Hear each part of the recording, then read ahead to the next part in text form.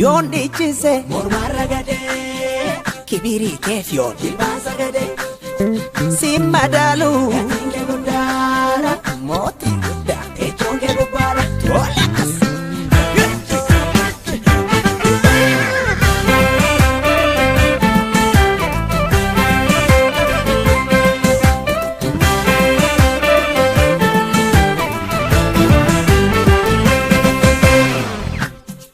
Omanya tebo kaunade wala fata na gutade tas gabina la tulukunko ona furo kotrade yara botoro da dajeni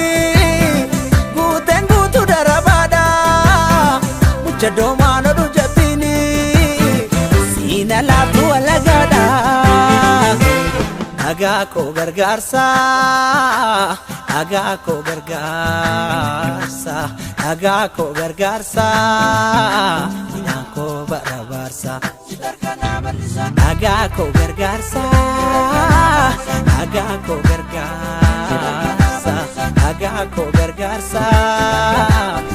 ko barabarsa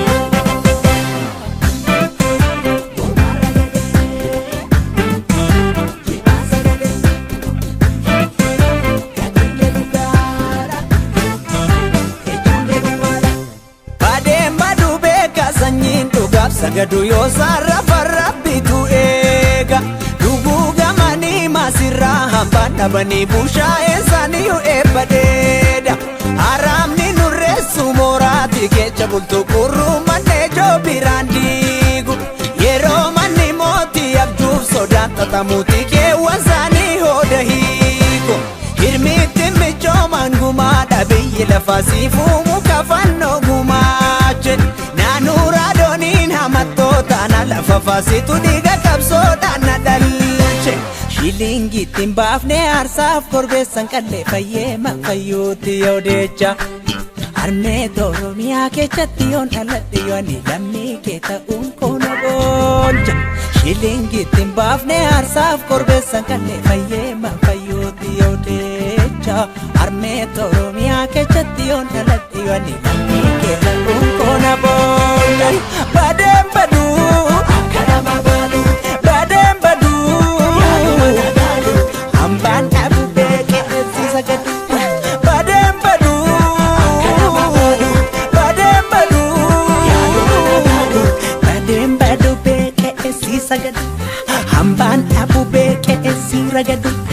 Amban abu beke sisa gadu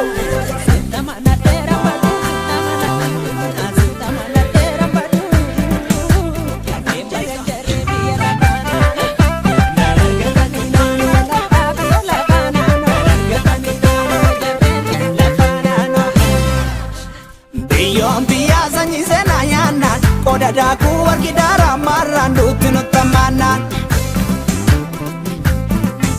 Abban shulkoti ilmi mora sasa Kane bo falfale jifurasa diga wal fajasa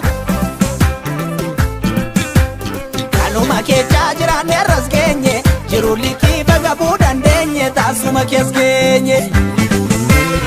Anu sitasuda Kana lupu mulewe du wala walu Jirenyi wildida Asila pena gamba manangalo Budayo sinyaro Moti parcho marabu lagadaka Dikayo siyamu Marawan jerego tate bashadaka Narra labani Sanyi wada biya kawal kalabani Atina falam nantuku kodabani Wada biya kawal kalabani Atina falam na lupu kodabani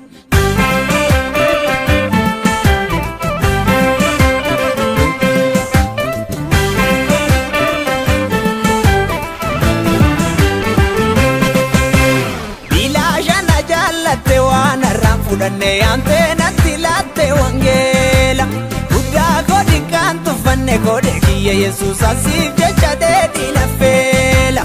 alfiitti na yaamte kichuu tobe akka kiyyaa eenyutu nagaaf jeekutti buusa adoo akka hojii toodirree adda baabaa itti cubbuun lubbuutti afannisiisa gaachana dhugaa taate roorroo narraa kulatte echaan goree diinni na diiga qaaliin kee qaaliidha afaan buleen kakattee si chaappeeffa